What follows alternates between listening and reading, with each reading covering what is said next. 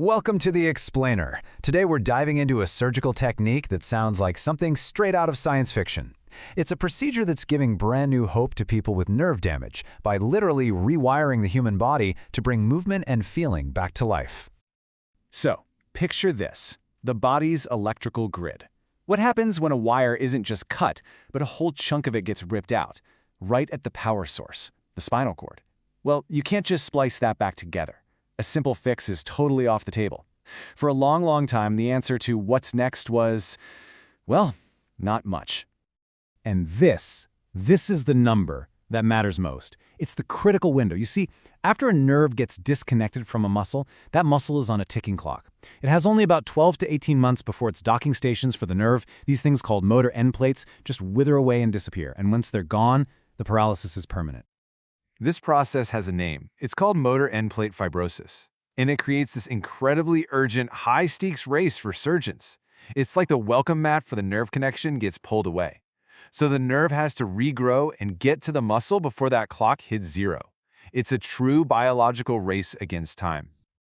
And think about this. Nerves regrow at a snail's pace, about an inch a month. So if you have an injury way up in your shoulder, it could take years for that nerve to reach your hand. By then, it's way too late. For a long time, the tools surgeons had just weren't enough. If the gap was too big or the injury too high up, you just couldn't win that race. So to really get why this new approach is so incredible, we've got to understand why the old ways just fell short. Let's take a quick look at why the older techniques couldn't keep up, because that's what pushed surgeons to come up with something completely new and, frankly, brilliant. Okay, so on the left, you've got the classic approach, nerve grafts. The idea makes sense. You basically take a spare piece of nerve from somewhere else, like your leg, and use it as a bridge.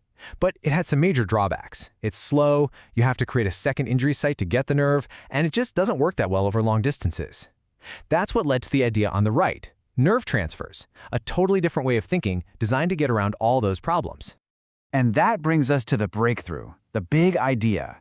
If you can't fix the original wire in time, what if you could just reroute power from a totally different working circuit that's already right there, next door? That's the beautiful, simple idea behind a nerve transfer. So here's the core concept. Surgeons go in and they find a healthy nerve that's nearby, one that does a less important job. They carefully disconnect this donor nerve and then, like an electrician, they plug it into the pathway of the more important, injured nerve. It's literally borrowing power from the living room lights to get the kitchen working again. It's genius. So how do they actually do it? I mean, how do surgeons pull off this incredible rewiring job inside the human body? Well, it's an absolute marvel of microsurgery.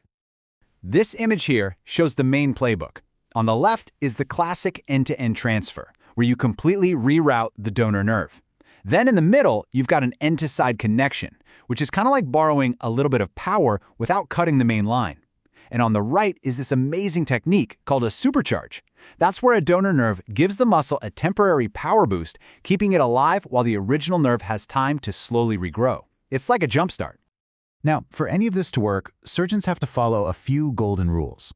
The connection has to be as close to the target muscle as possible. That's how you win the race. The repair itself has to be totally tension-free. Under the microscope, they say the nerve ends should just kiss.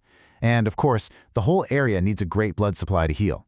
By following these rules, surgeons can take a catastrophic, long-distance injury and basically turn it into a short-distance, manageable problem that actually has a chance to heal.